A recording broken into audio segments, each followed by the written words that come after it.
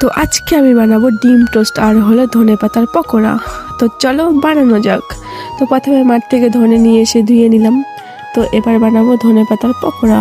তো এখানে বেসন নিয়ে নিলাম, নুন হলুদ যা যা লাগে সব জল দিয়ে গুলিয়ে নিলাম। তারপর ধনেগুলো নিয়ে বেসনের মধ্যে ডুবিয়ে ডুবিয়ে সুন্দর করে নিয়ে সোজা ছেড়ে দিলাম তেলের মধ্যে।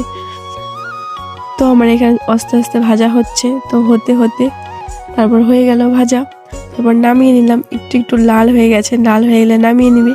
তারপর আমরা অনেকজন আছি তো হবে না, তো এবার বানাবো ডিম টোস্ট। তো ডিম গুলিয়ে নিয়েছি।